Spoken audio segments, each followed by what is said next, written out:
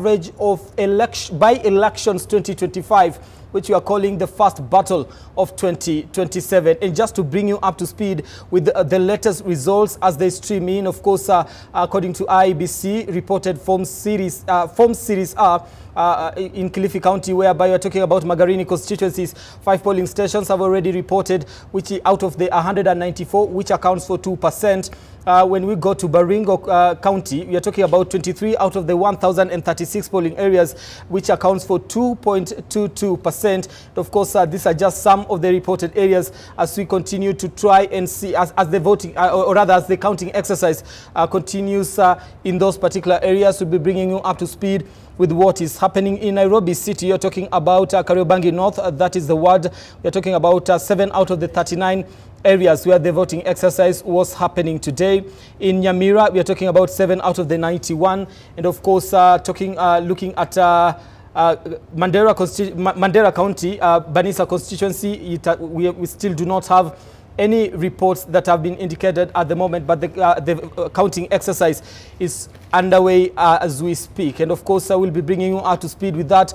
I'll also be engaging my colleagues on the ground who have been camping in those particular areas since morning. Like we said, we'll be doing this until the last vote is counted and the winners are announced. Here in studio, it is Sharp Analysis, trying to make sense of the events today.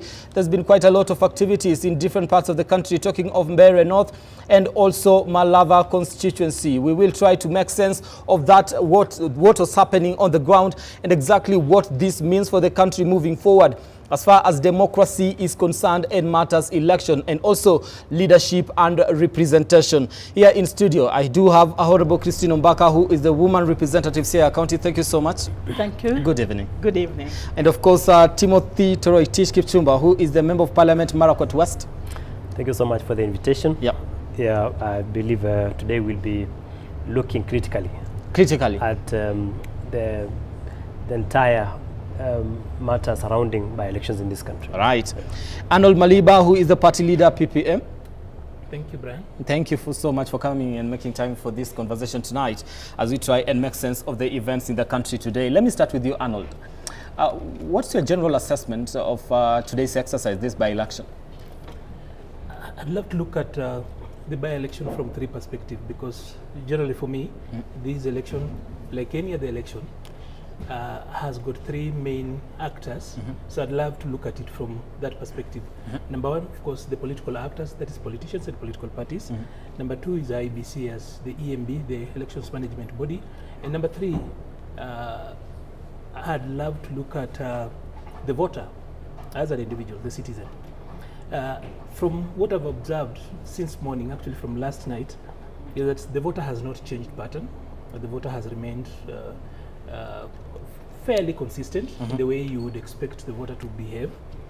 There has not been change. There's nothing new from the voter that we can report home. But these other 2 actors, specifically IEBC, of course for IEBC it was important because we have got new commissioners. The secretariat, of course, has been there. It exists in perpetuity, but since IEBC is a quadrant and you expect to have a full commission before it's deemed to be fully constituted, we have got new commissioners who probably a little bit here and there were supposed to put up their best foot forward. We've seen what they can actually do. A little bit of gaps that they can actually work around as we work towards 2027. And then, of course, for the political actors, as the third arm, they did their best. They, like everybody other, whatever they will do, or rather, whatever way you look at it, the political actors came out full swing, because ordinarily, these ones being politicians who are elected, they will tell you that there is never a dry run in politics. Sometimes as you go out, either you sink or you float. There is never 2 ways, there is no dry run. So when there is a by-election, a little bit of serious political actors try to actually to have a feel of how the future looks like. So, but generally from what I have checked and looking at independent tallying systems, I think this is a big harvest for the broad-based team. It's a big harvest. Really? Unfortunately or fortunately, depending on how you look at it, it's a big harvest on that particular side. The united opposition will have to regroup and decide whether they are really united or not. Okay. Moving forward. All right. Because out of the 24, let's look at the 24 seats. Out of the 24 seats, of course, the DCP has done quite a good showing when it comes to MCAs. The Mbere seat remains in limbo. Kakamega is gone. Malava is gone completely. Malava is gone. There is no coming back from that. It's actually gone. Yeah. But then, allow me to actually say one word about IBC. For IBC, I think from what I noted since morning is that there is need for the commission, Marjan and his team, to go and train the commissioners on public communication. Public communication. Because I saw what the chair said, or is quoted to have said 2-3 days ago. I also watched at least one commissioner, that is Dr. Lutalala, today, and I saw how they were engaging. If you compared how the commissioners engaged the media and how the staff of IBC, I'm talking about the returning officers, where they were given a chance to speak to the media, you realize that the staff were more professional. They knew that they are an elections management body, and they responded quite well. Sometimes the commissioners, like the chair, asked about bribery and all those complaints, he will say, no, there is not. As the chair, knowing too well that the Elections or rather the Elections Offences Act, primarily if I have got a complaint, I will have to go to the chair. If the chair being asked a question by a media house and says no 100% without necessarily leaving room for either we are checking out, we've not received a report, we will look into reports or such, it starts to paint a perspective. And you know, IBC has for the longest time been a graveyard, a career graveyard for so many good people. So on that particular bit, I think the commissioners need a little bit of refining. The staff are good. All right. Yeah. So we'll come and talk about that. I believe I want to cross over to Malava, where Timothy Simo is actually on standby at the moment to bring us up to speed with exactly what is the latest as far as that particular by-election is concerned. Tim, if you can hear me, what is the latest on that particular front? Checking here, I don't see any reports as far as series of those particular reports are concerned here on this particular site of IBC.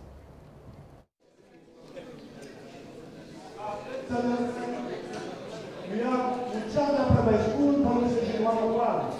Muchanga Primary School, Police Station 101. This is Shirungu Mugai Ward. There are lots of as follows, and that again, 1. Tim, I don't know if you can get me. What's the latest and what can you update us on as far as the by-elections in Malava are concerned? Trying to look here whether there's been any reports. I don't know from the ground what you're able to gather. Is there any latest reports from that particular front? The studio sound, but nevertheless, we are here once again. The hour that we talked about very early today in the morning is here with us. The tallying moment of the votes that will have been casted in Malava constituency. The process is currently underway at Malava Boys High School, which is the constituency main tallying center. The county, or rather constituency returning officer, Mr. Salim, Abdallah Salim, is up to date with the results as they continue to, come in. We have seen one ballot box after the other being delivered at this tallying center. Remember, they're coming from 198. Barely, we are at polling station number 18 from what I can see from this end. And I know what Kenyans want to hear and to know exactly is how the numbers are playing out. Remember, is whoever emerges with the highest number that will be declared the winner. Currently, as it stands, David Athman Ndakwa of the UDA party has a slim lead of 1,286 votes, then followed closely by DAP Kenya Seth Ambusini Sindani Panyako with 991. So that is a gap of just approximately 200 votes. But remember, this is a very tiny number and the very early stage of tabulating these results, Amwai, because we have 198 polling stations to contend with before the final results will be declared by Mr. Abdallah Salim Abdallah, who's the constituency returning officer. So far, so good. Just outside this main hall where the tallying is taking place, there are dozens of clerks who continue to come in with the results from different locations. So we are expecting that this might take some time before we can duly get to know who emerges the winner among the 9 candidates that were contesting in this race, even though 3 had actually pulled out in favor of other candidates. So basically we were left with 6 to contest for this parliamentary seat. But from the results that we have at least announced some way, obviously it's emerging that it's either Seth Ambusini Panyako or David Athman Dakwa who have taken the early lead, and the results are closely, contested. But we'll continue to observe and see how everything plays out. In our earlier report, I also mentioned that we have seen a number of figures who have made their way into this main hall, and perhaps it speaks to something. Of course, questions have been asked why the camp of DAP and generally the opposition making has not actually been present in this hall. Like we have seen politicians or leaders who are allied to the broad-based government led by Kakamega Governor Fernandez Barasa. We also seen PS for Higher Education, Dr. Beatrice Nyangala is here, also long-time politician and former member of Parliament for Mumias East, Benjamin Washali. And also from where I'm standing right now, I can see businessman and also politician Stanley Livondo accompanying the team led by the governor. But we are yet to spot anyone from DAP Kenya side, of course led by the party leader Eugene Omalwa, who was at Lonyo Primary, the voting center for Honorable Seth Panyako, but we have not seen them yet making their way into this school. If they'll be doing that, of course that's why we are here, and we'll be letting our viewers know what's happening exactly at Malava Boys. But generally the situation is still very calm, save for the cases that were reported in the morning in some parts of the constituency, especially in Manda Shivanga, that had a lot of activity, and regrettably that had to do with vandalism. Of course, a vehicle was set ablaze. We understand that Honorable Panyako came out to claim that he had been attacked by goons hired by his opponents, and he has repeatedly come on social media to express his dissatisfaction that something was happening, some monkey business was going on to deny him victory. But we are yet to hear from the part of IEBC, except for the national office in Nairobi. On the ground, the poll officers feel everything has been going on smoothly, and we can give it to them that at least within this main tallying center we have not seen any fracas. And also outside we have many police officers who are just trying to make sure that everything is kept under control.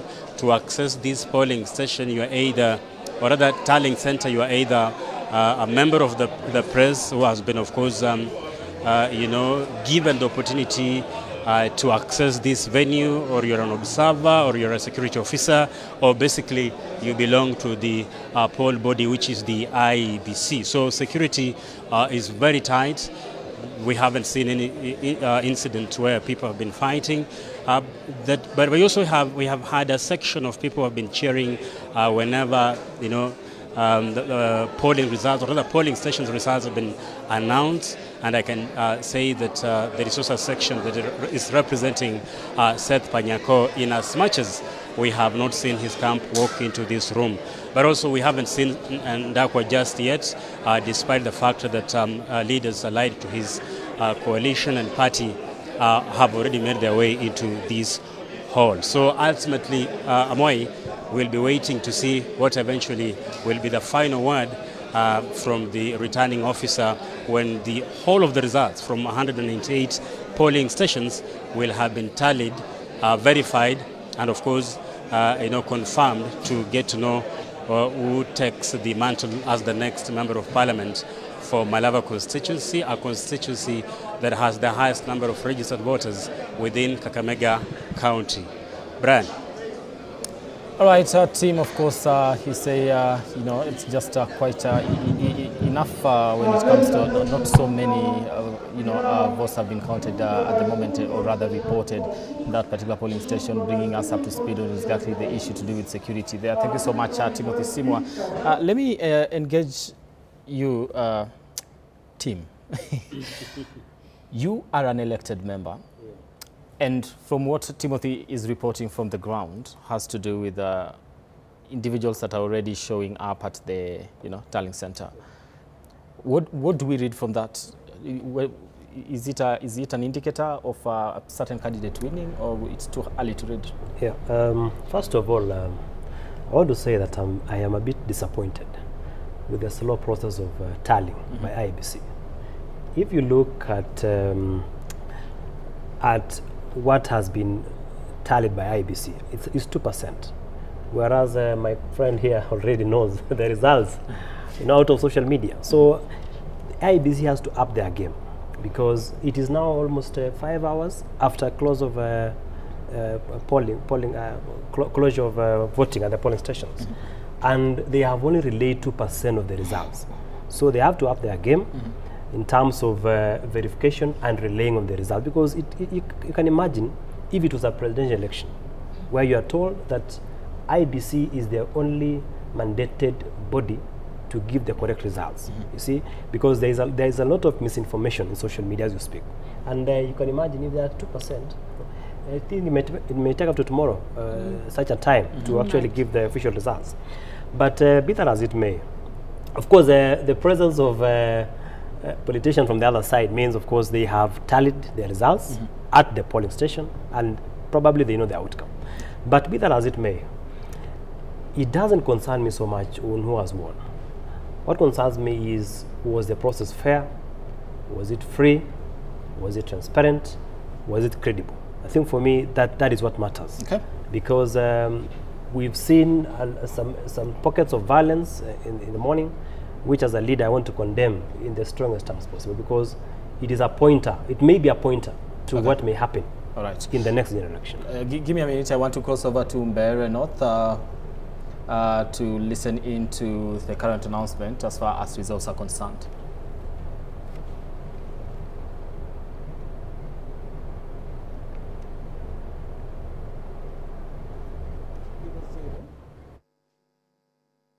Gary Daniel Ireri 000, Jero Reo Amudende 020, Jero Ruben Morivi 000, Waiharo Simon Mwaura 000, and the total number of valid votes cast 038. Polling station counts. Total number of registered voters in the polling station, 053. Total number of rejected ballot papers, 000. The total number of objected to ballot papers, 000. And the total number of disputed votes, 000. Total number of valid votes cast, 038.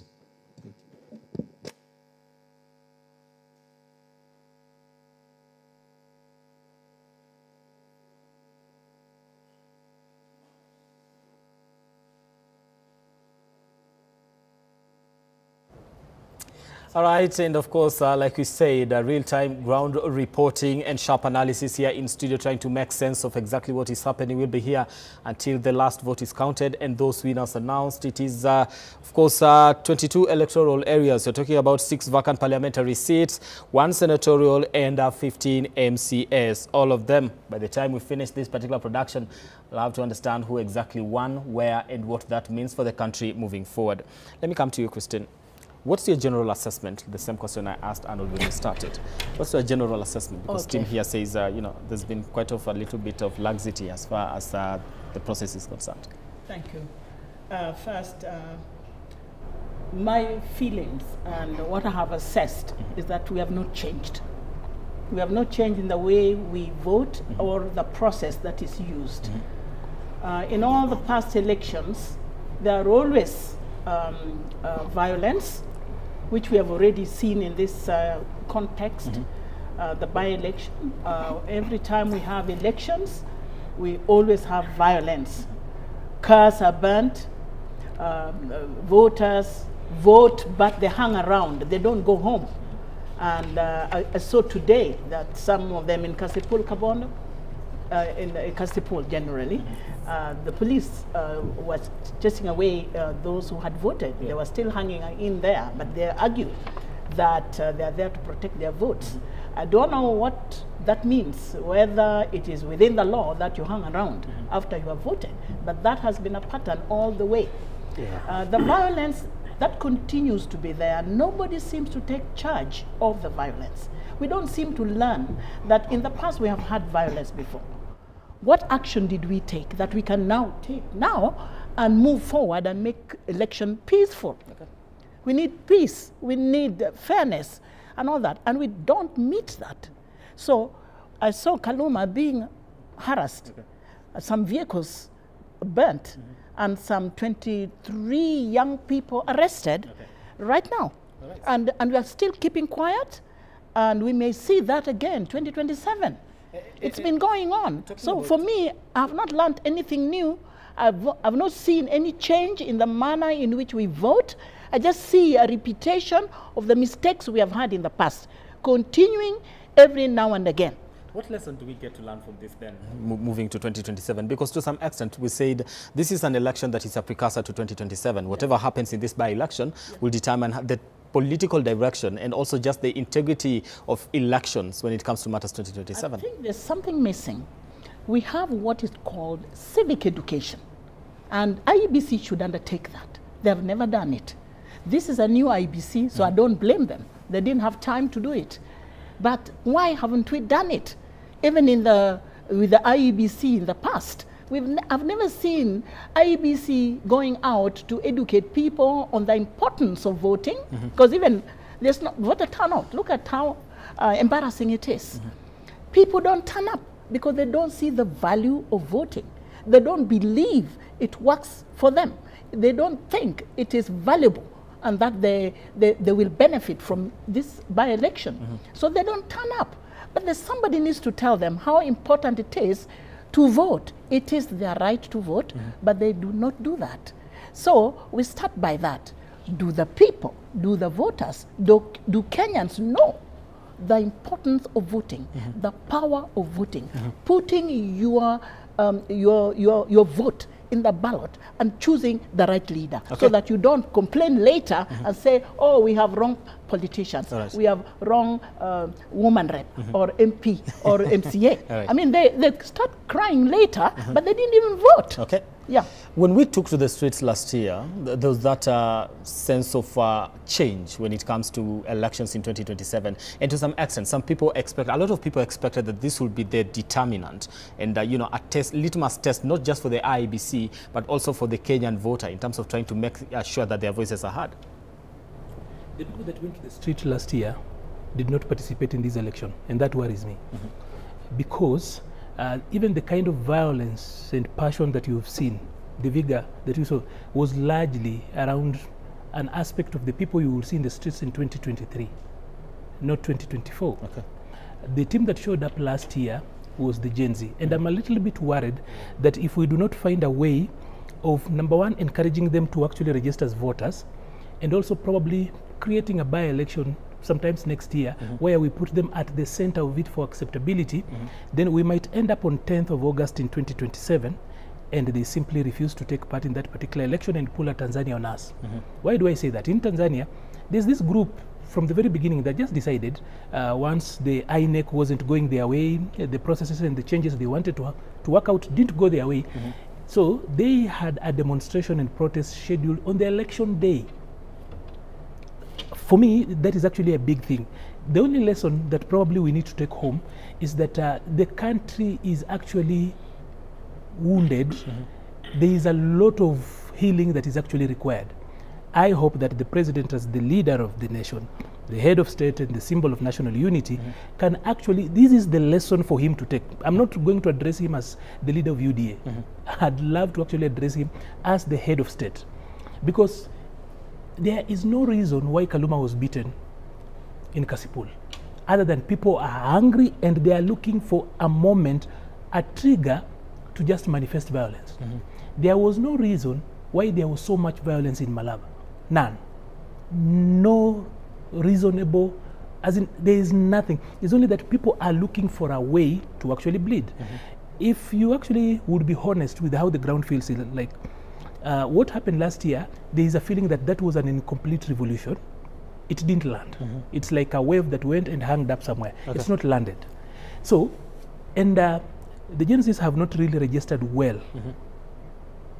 So far, IBC really needs to, somebody really needs to talk to IBC to ensure that they go out now, move from the constituency offices, go to wards, and we need to come up with a clever way of pulling them to feel like they are part and parcel of this process.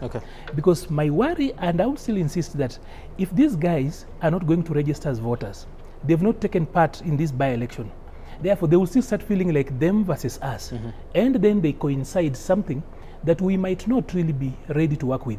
But then most importantly, 24 seats, including the 2 that were not contested, that 24 seats constitutes 1.27% of the 1,882 vacancies that normally occur during a general election. So IBC, as they took care of this, they were simply taking care of 1.27%. Now, out of the 24 elections that they held today, there were incidents of violence in 10 of them. I'm talking about serious incidents of violence in 10 of them. That constitutes 41%. Now, extrapolate that. I know, and of course people will argue that 1% is not significant data, but for politics, you sometimes have to look at these things, because you see, this is 1.27%, right? That we did, but it has got a little bit of bearing on how 2027 can actually look like. So, if this country, for example, had, in a general election, you have got 41% of the country with incidents, there is no agency in this country, no combined agencies that can take care of that. Because for perspective, at the height of Gen Zs, they slightly were about, slightly over 100,000 in the streets, and you know where we were. So imagine 41%. And also, people will say that it was so small, but look at this. There was an election in all the regions of Kenya except central Kenya. There was an election in Coast. So IBC has a feel of how Coast would actually go. There was an election, at least 2 in Eastern, from Mbeere. Mbeere is Eastern, as much as it, and we need to be very clear, Mount Kenya is not central. Oh, yes, I won't talk about regions, so that then people don't mix that. So Mbeere and Mumbuni, that is in Eastern. Northeastern, we had Banisa, and I think there is there was another one, I think, in Wajir. I don't know whether I'm correct. In Rift Valley, we had a number of them. Turkana had 2. Narok, Baringo. So you look at that. Then in Western, we had 2 by-elections. In Nyanza, we had, I think, 2. So only central Kenya did not have a by-election. And Kariobangi North is not so far from central Kenya. So literally today, IBC had its staff in literally all, all the regions of Kenya. So if you look, of course, I know if you look quantitatively, you say 1.27% is a very small data set to go in.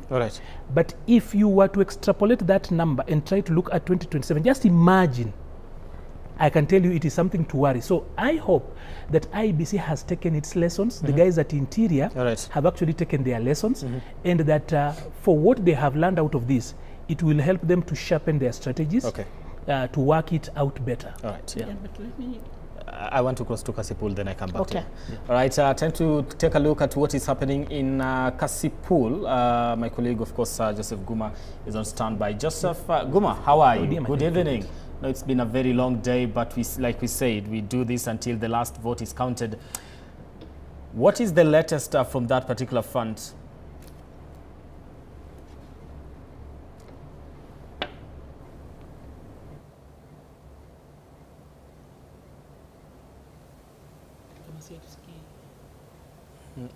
hawajatuwekea call back nini.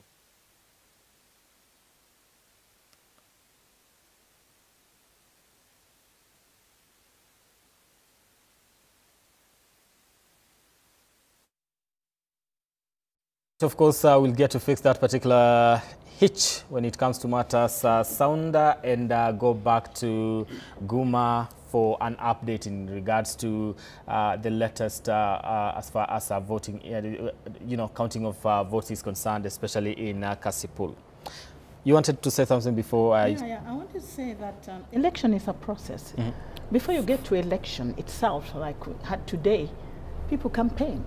But you can see that even violence started during campaign time. Okay. Yeah, 2 people were killed in Kasipul. And after being killed, IEB simply charged them 1 million each. That to me was not enough. What should have been done? Yeah, they arrest them and put them in. Should they have been disqualified? Yeah. And 2, charging 1 million is not enough for the loss of 2 lives. Okay. It's a criminal offense. They should actually be charged with murder. Okay. Yeah.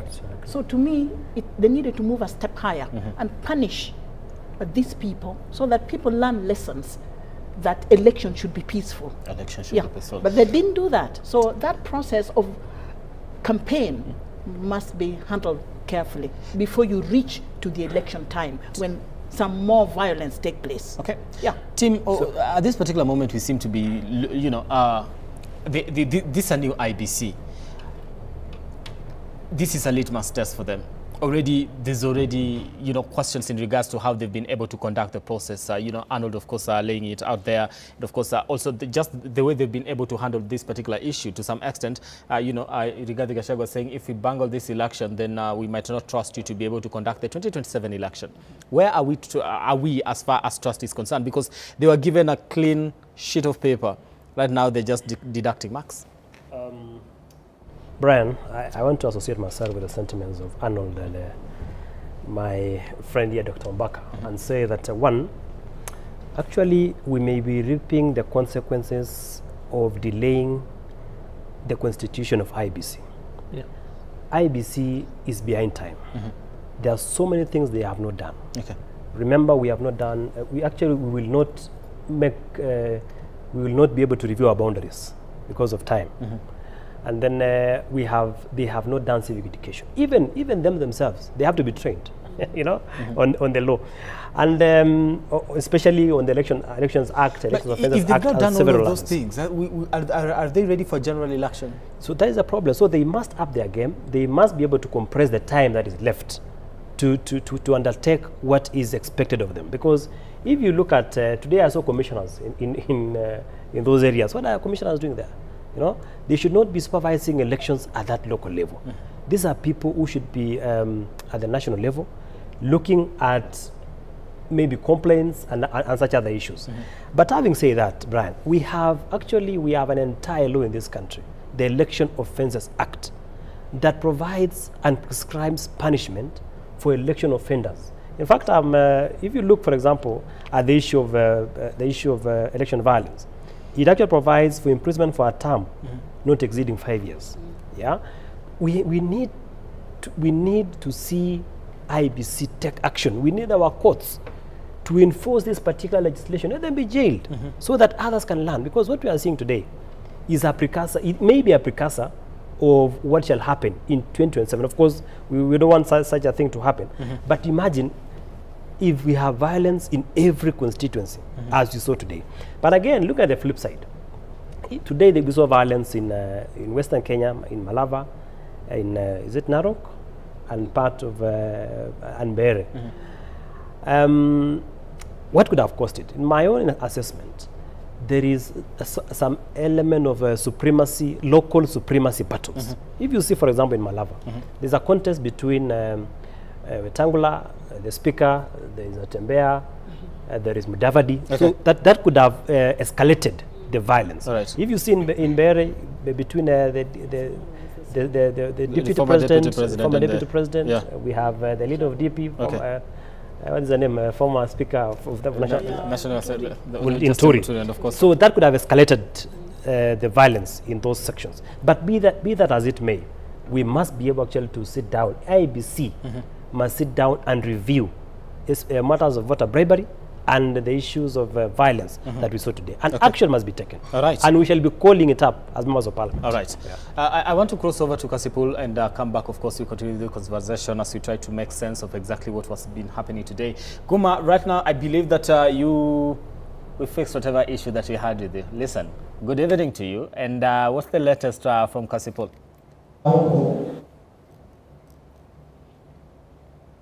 Thank you very much. We are here at Agorosare High School, and sorry for the hitch that had happened earlier. I think we've sorted it, and we can continue informing our viewers of what is transpiring at the Kasipul constituency by-election. And here in Agorosare High School, the tallying has already begun for the constituency tallying for the 142 polling stations that are now bringing their results for tallying. And also what we can see here, there are candidates who have arrived here. Basically the ODM candidate Boyd Were has arrived here accompanied by Homa Bay Governor Gladys Wanga, and also among other leaders, Peter Opondo Kaluma of Homa Bay constituency, Lilian Gogo of Rangwe are also here accompanying Boyd Were.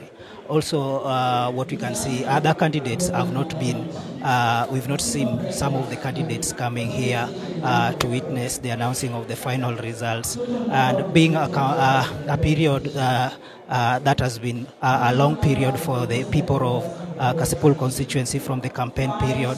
Now it's a matter of hours before they know their member of parliament that will be there with them for the next 2 years. Currently, the votes or the tallying that has happened is in about 20 polling stations out of the 42 polling station, 142 polling station in this constituency.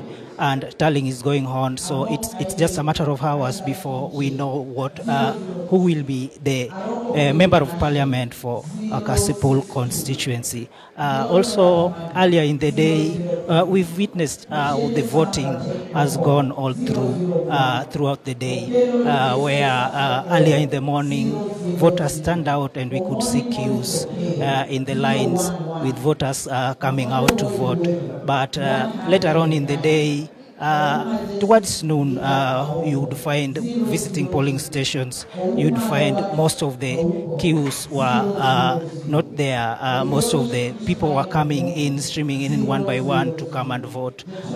We'll finally know the correct figures in terms of turnout in this by-election when the IBC will finally announce the winner. And we are following, and we're just waiting for the final results of this particular by-election in this constituency. Also, other things that we've witnessed, there have been bits of some sort of violence that has been witnessed in this area. And we saw where Peter Kaloma was attacked and was injured. Also, there have been a number of youths that have been arrested so far in regards to being linked to causing mayhem and being armed with crude weapons and also riding in various Probox vehicles, as it was reported by the police commander, county police commander of Homa Bay. That is the update from this side of Homa Bay. In case you have anything, you can ask. Of course, let me just throw this question to you. You've mentioned the issue to do with, some youth having been arrested. We understand that the number was 23. It was quite a tense moment and a tense situation in that particular area, of course, with the attack of a member of parliament. As the voting exercise came to a close, that is at 5 p.m., what was the situation at that particular moment? Was the situation still tense, or things had cooled down a little bit? And right now, as far as security and also just the tension is concerned, what can you talk about that? Okay, I'm not getting you very well from the studio because where we are, there are kind of background sounds coming in, and may come up again so that we can be at par with the question. All right, if you can get me, let me just go straight to it. Youth have been arrested. the situation was tense during the day. Right now, is the situation the same or things have cooled down as people wait for these results? Okay, right now there is a bit of calm in this particular side, and so far the security personnel have assured the public that they are heightening security around this place, and also even here in the tallying center, there are a lot of security personnel that are just ensuring that there is no any sort of disruption that might occur in this particular area, and also when from the outside also there are patrols, security personnel who are doing patrols to just ensure that no one is harmed during this particular time, and we hope the situation will stay that way depending on the results that will be announced by the IBC. Okay. Are we waiting for the final results despite clear indications that some politicians allied to a certain faction that was campaigning arriving to receive those particular results will not try and declare who the winner is. We wait for the IBC to tell us exactly who won in this particular election. Thank you so much, Guma, for that particular update. Of course, we'll be coming back to you later on to try and see where the IBC is at as far as the tallying process is concerned here until the last vote is counted. All right. Christine, yes. No, I was to go to Arnold. Arnold. When we started, when I asked a question, you looked at three issues. You said, the different players. We have the political actors, we had the voter, and also the IBC. And you said, there's nothing new from the voter. Did you expect anything new from the voter? Of course, everybody expected that from last year, since there was so much complaint about Parliament, to a point that Parliament was breached. As people came out to express their anger and dissatisfaction with how Parliament was carrying out its business, you would expect ordinarily that probably when people go to vote, there would be a little bit of a difference. But the thing is this, since I'm not running in this by-election, I'll just say it. A lot of times there's this saying that politicians are tricksters, as in wanasiasa ni wakora na ni wakorofi. If you look at the political ecosystem, mtu mkora na mkorofi ni voter. No one beats the voter. The reason why politicians engineer and come up with all those theatrics you see is actually in response to how the market is behaving. The political market, as in people who come from corporate settings, people properly who are professional, you all of a sudden realize that they are behaving so differently. It's not like you will hear a lot of times people saying that so-and-so was so good until he was elected and then he changed. That's not, as in, that is a misdiagnosis. Because if the electoral process, if the election process is what you saw today, how do you expect any sane thing to come out of this process? It's okay. I'd love you to actually just see what has happened. That look at the monies that have actually gone to this. Heavy money. Look at the violence that has actually been meted in this. If the coming to birth is this violent, do you really expect that very normal people can actually come out of this process victorious? So let's go back. The reason why I put away the voters, because these are the sovereigns, these are the people as a pillar, and then the EMB as an arbiter in between, and then the political actors as them that seek power. Okay. The reason why actually is that the voter did not behave differently. For the voter, this looked like a festival. It was a bonanza. They were out to actually get as much as they could. And they still behaved the way they have always behaved. There is nothing new from the voter. Honestly, if you have observed this election, there was nothing new from the voter. Okay. So at least the traditional voter as well. This was just like any other thing. And unfortunately, I have seen this argument in this country a lot of times, people saying that the issue of asking for bribes is simply a preserve of the poor masses. It's not. If you've run for office, even very educated people ask you for money.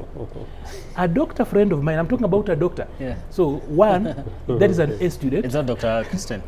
It's not you. It's not One, a doctor friend of mine told me sometimes in 2023 that she was just driving home and she saw a group of people running around. I'm not going to say the county, but it was one of those metropolitan counties. Then she lowered the car window and ask, what's happening? And then people say that there's a mheshimiwa here who's a governor aspirant who's meeting people, and there is money that is being shared. They are giving to women only.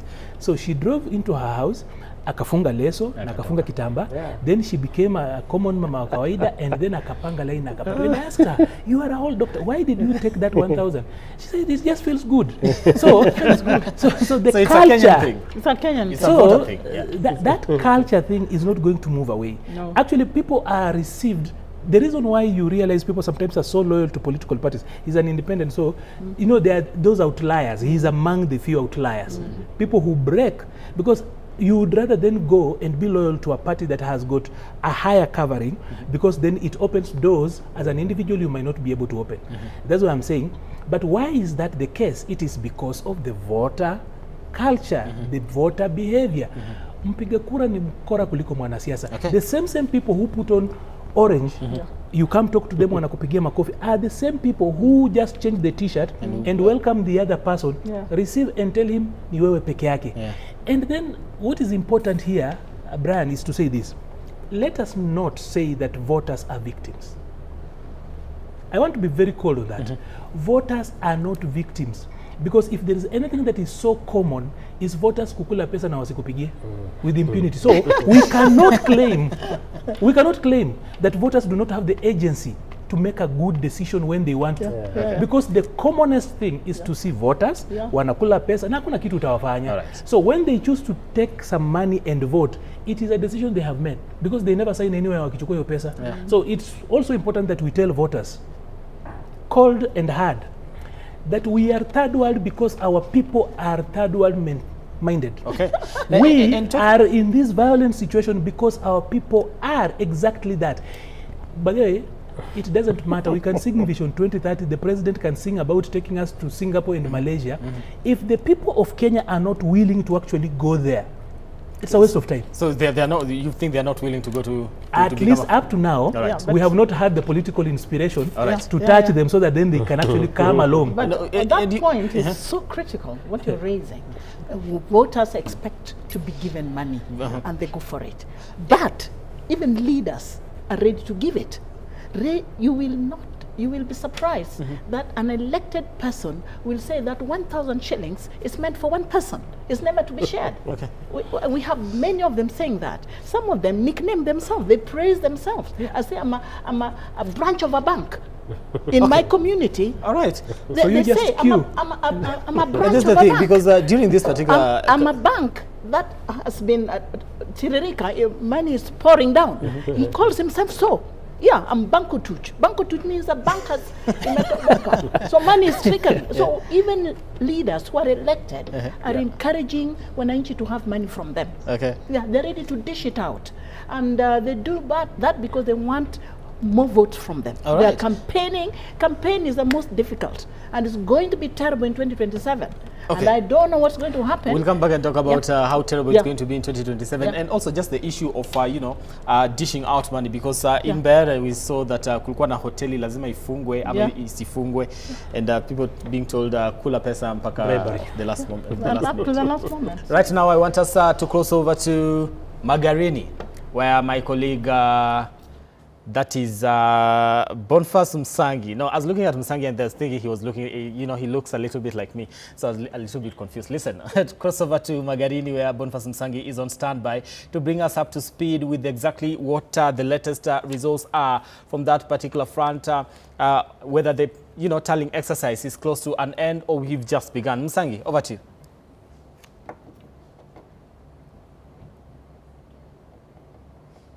Kusanya matokeo cha eneo bunge hili la Magarini, ambapo ni katika taasisi ya mapimo hapa, na tayari zile zoezi la kuhesabu kura zile kutoka katika vituo vya kupiga kura limeanza hapa tayari. Wale makarani na pia vile wale maafisa wa IBC tayari wanaendeleza zoezi hilo hapa. Yote basi ni kuweza kujua nani ataibuka mshindi na kuweza kuwa mbunge wa hili la Magarini hapa. Bila kupoteza wakati basi hapa pale mbele kile unachoona pale ni zoezi la kuendelea kuhesabu kura zile na kuweza kudhibitisha ya kwamba yale matokeo yaliyotoka kule mashinani basi ama katika vituo vya mashinani ndiyo matokeo hayo ambayo yataweza kusomwa hapa na pia vile vile kuweza kuhakikisha basi yanalingana ili kusiweze kuwa na utata wowote. Anayeendesha zoezi hili basi ni yule afisa msimamizi wa tume hii ya IEBC katika eneo bunge hili hapa. Tayari ni kura ambazo zinapigwa, lakini kutoka hapo mwanzo basi tumeweza kushuhudia tu idadi ndogo ya kura ambao wameweza kujitokeza katika zoezi zima hili la kuweza kupiga kura katika eneo bunge hili la Magarini basi, na ni zoezi ambalo limefanyika kwa njia ya amani, ila kwa sasa ni hali tu ya kuweza kuhesabu kura hizi basi na kuweza kubaini mshindi.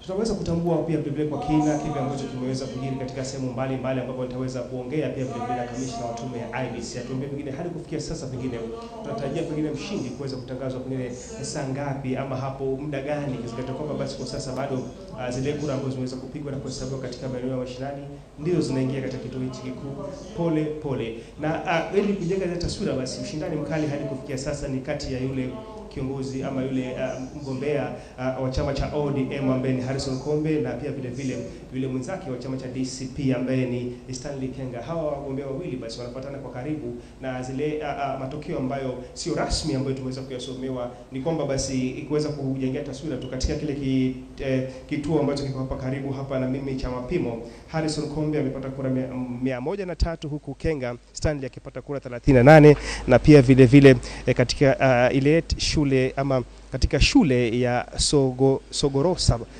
shule ya Sogorosa basi vile vile Stanley Kenga amepata kura 50 huku Kombe Harrison akipata kura 100. Ni mashindano ambayo yameweza kuashiria kwamba ni ya karibu sana, hivyo basi hawa wagombea wawili wameweza kupewa upato mkubwa katika kinyang'anyiro hichi hapa. Ikizingatiwa kwamba pia vile vile tumeweza kuona baadhi ya wagombea ama baadhi ya wafuasi wa chama cha ODM wakiweza kutembea na kuweza kusherehekea, ambapo hatujaelewa sherehe zile zilikuwa za nini, lakini tunasubiri kusikia kutoka kwa tume hii ya IEBC wapo sherehe zile basi zitakuwa ni sherehe rasmi au itakuwa pia vile vile ni mbwembwe tu za kuweza kutuliza wafuasi wao. Bila kupoteza wakati basi tutaweza kuongea tu na kamishna wa IEBC hapa moja kwa moja. Hujambo, karibu katika eneo ile Magarini. Pengine tu kianza na majina yako, tuambie hali halisi ya uchaguzi huu imekuwaje hadi kufikia sasa. Asante, jina langu Alutalala Mukhwana, mimi ni kamishna IEBC na ninashughulika na shughuli nzima ya kusimamia yale yanaendelea hapa, nikiwa naelekeza na kusaidiana na wenzangu ambao wanafanya kazi hapa, hususan afisa rejeshi returning officer manake katika kituo hiki. Kwa jumla tumekuwa na amani. Nimerauka mapema na nimepata hakikisho la afisa wa polisi kwamba mambo yako shwari, na tangia asubuhi mpaka sasa hatujakuwa na visa vyovyote vya uhuni, na nashukuru Mwenyezi Mungu. Tumeweza kuona idadi ndogo ya wapiga kura wameweza kujitokeza. Pengine kipi kimechangia ama nyinyi kama tume mnachukuliaje hali hii? Historia ya chaguzi ndogo ni kwamba mara nyingi raia hawana haja sana kama chaguzi kubwa. Hiyo ni desturi ambayo tumeiona katika taifa.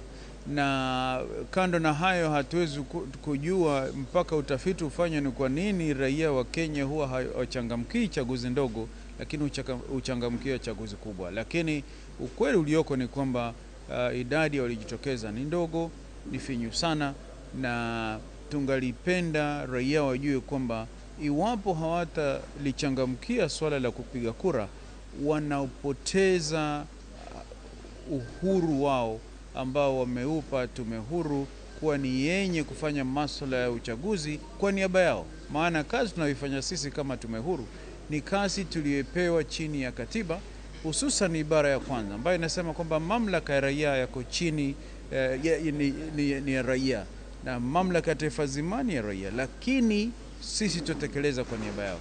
Kwa hivyo haina haja msije kupiga kura kisha wakati CDF inakuja hamuamui nani atakayekuwa anatunza CDF yenu, hamuamui nani atawajengea barabara, hamuamui nani ambaye atashughulika na basari za watoto wenu.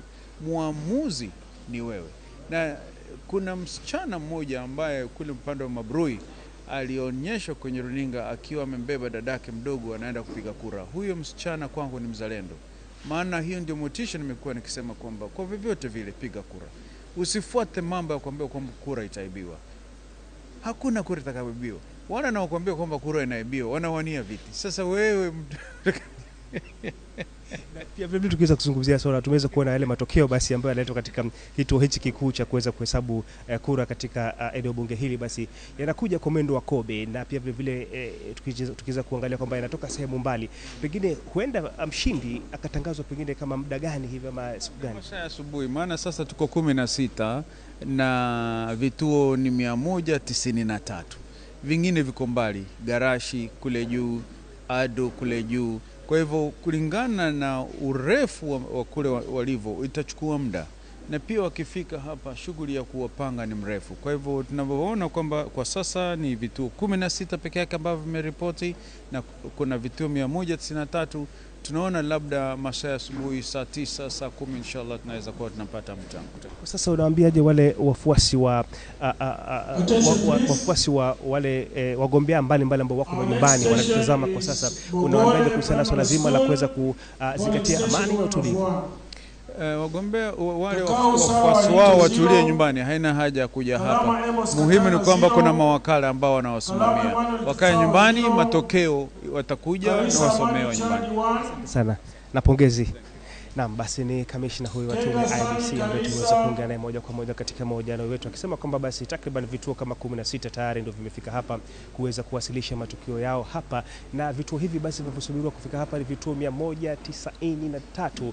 Hivyo basi mwendo kama wa alfajiri hivi ndio huenda mshindi akapatikana. Na pia vile tukumbuka kwamba basi wapiga kura ambao wamejitokeza kwa sasa ni asilimia chache, takriban kama asilimia 32 hivi, na wapiga kura halisi ambao katika eneo bunge hili la Magarini basi ni wapiga kura 82,123. Idadi kubwa ya wakazi hapa hawakujitokeza. Swala ni nini kimewachangia wasiweze kujitokeza?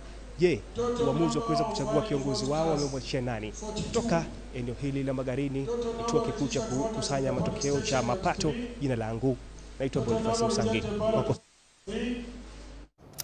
Right, Boniface Msangi there with the latest, and of course with an interview with Al-Talala. They are giving us a surety of free and fair elections as far as these by-elections are concerned, especially in Magarini constituency. Right now, I do want us to take a break. When we come back, we continue the conversation, making sense of the events today.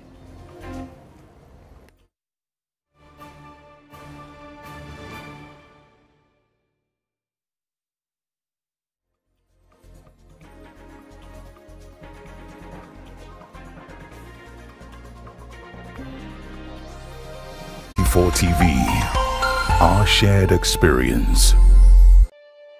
Kote nchini mbele tuendelee,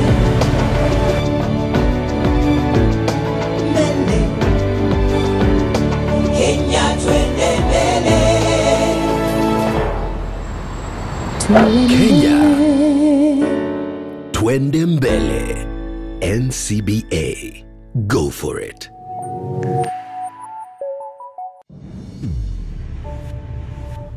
Love carried them through time, and betrayal tearing their lives apart,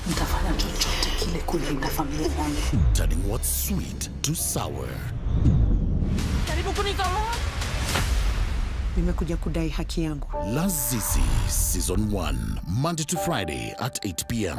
on Maisha Magic Plus, DSTV channel 163 and GoTV channel 3. Watu wangu, sasa sijawaambia. Si nimebeba pen kwa pen. Lakini sasa kiti na rukaruka, kiti na rukaruka. Sidema amejama kashuka. Shukisha. Sasa acha hiyo. Jana nimenyeshewa, sema kunyeshewa. Omi! Hey! Mimi nakwambia kama si jaketi yangu kufura kama balloon, mimi ningeenda. Hapana. Shida si bike. Shida ni oil ya bike. Eh? Shikilia hii. Hey, Johnny! Kaele!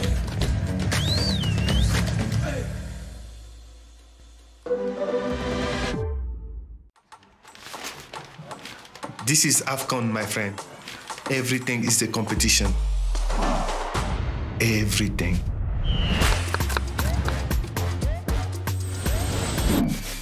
The family meets for AFCON 2025. To book your seat, dial *423# to get or stay connected to DSTV access for only 1,450 Kenya shillings or GoTV value for just 599 Kenya shillings. Live on Supersport. Before the chaos starts, she claims this moment. No rush, no makeup, just Sour Soft Glycerin. Hydration that shows up before she has to. Nice, make it fly. Nice. Hang on. Her tools change, her pace doesn't. Sour Rich Cocoa Butter. Thick, smooth, never in the way. The world moves fast. 254 moves faster. But this stays. Sour smooth, sour fresh. Sour Lotion. Furahia your skin ritual every day. Huyu ni Brayo. Hii Brayo anadai tu furaha. Akajiambia hatatulia hadi ipate. Akapiga maraundi hadi siku moja furaha ikapatikana. Tumefungulia value Hickory C upate furaha. This festive season, dial *423# to reconnect and stay connected to GoTV value for only 599 Kenya shillings.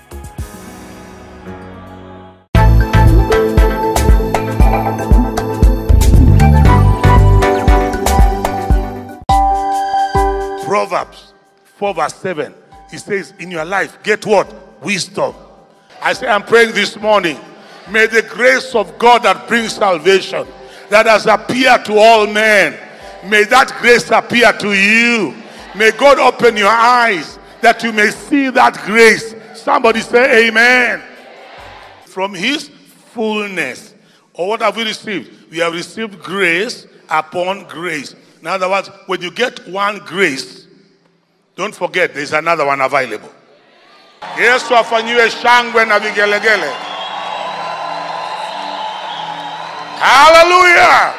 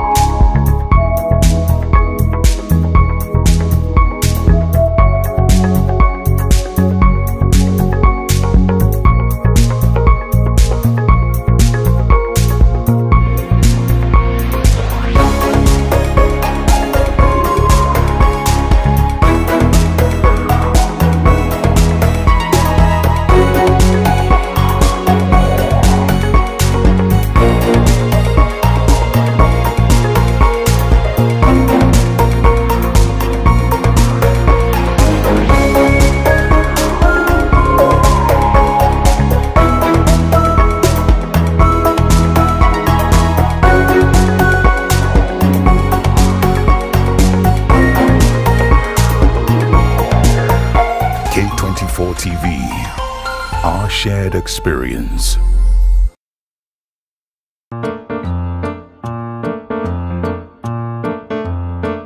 Kids! Fun, laughter, and adventure. From cartoons that spark the imagination to stories that inspire young hearts and minds. And I've come here to discuss about unity. Are you ready? Yes! We've got the little ones covered. Safe, exciting, and made just for kids. I'm bored. I've got nothing to do. Yeah. I'm so bad. Before I get out of an elevator, I touch all the buttons. The escapades never stop on K24TV. K24TV, our shared fun, our shared experience. K24TV, our shared experience.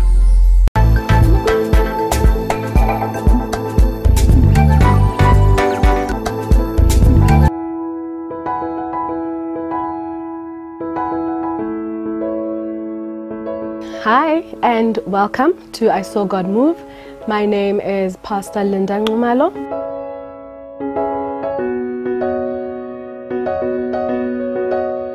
I am with Jubilee Global Ministries, which is a a Bible preaching church, fivefold ministry believing. You don't know me yet, but believe you me, you will soon find out, because I'm going to be all up in your screen at least 3 times in a week, so you'll come to know me.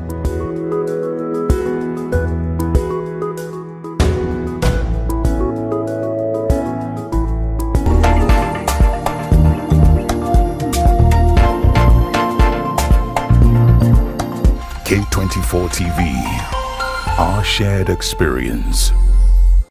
K24TV, our shared experience.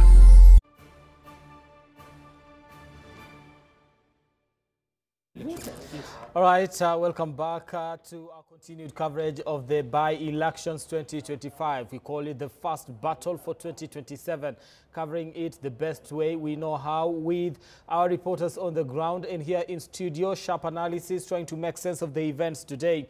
Right now, I want to cross over to Kariobangi North, where my colleague Njoroge is on standby to bring us up to speed with that by-election for that member of County Assembly here in Nairobi. Joro. Asanti sana Brian na kupata kwa njia iliyo safi, na kama ulivyosema tuko katika eneo ama shule ya sekondari ya Our Lady of Fatima katika eneo la Kariobangi North, ambako kumekuwa pia na uchaguzi wa msimamizi wa wodi, na ni shughuli ambayo ilianza kwa njia iliyo safi na ambayo imeweza kuendeshwa kwa njia safi, na usalama umeimarishwa kuanzia asubuhi ya kuja kuona vitukio vyovyote katika maeneo ambayo tumeweza kupitia ama kuyazuru.